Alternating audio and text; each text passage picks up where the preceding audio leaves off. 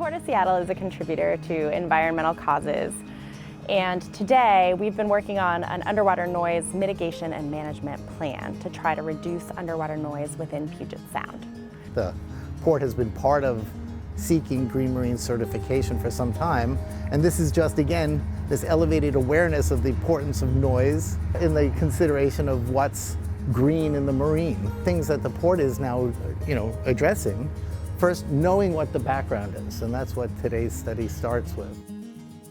So we just deployed a hydrophone, and that's just an underwater microphone that will record any sound within a certain kilohertz level. We have various industry sources of noise here, and of course ferries, cruise ships, pleasure boats.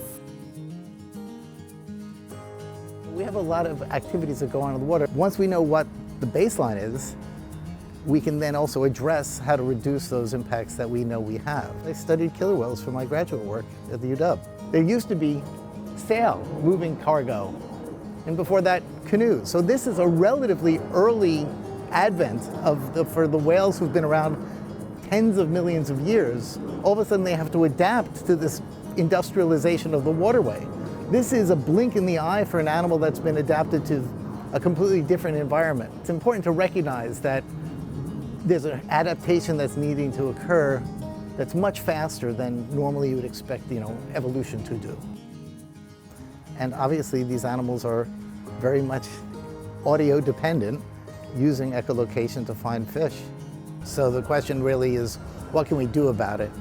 Cruise ships can, if they can plug into shore power, then they're able to shut their generators off, and that may reduce the underwater noise footprint. There are things that the port is already looking at with regards to pile driving, looking at ways to put like a sleeve around the piling that you're punching back in, so the noise is just contained within that second hull.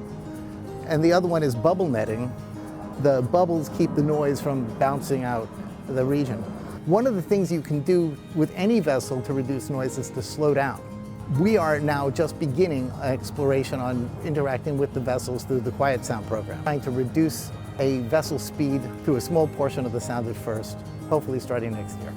Every knot or nautical mile an hour, you can reduce the noise by a decibel. Actually, what's amazing is that the fact that people are even worrying about measuring noise, that awareness is critical.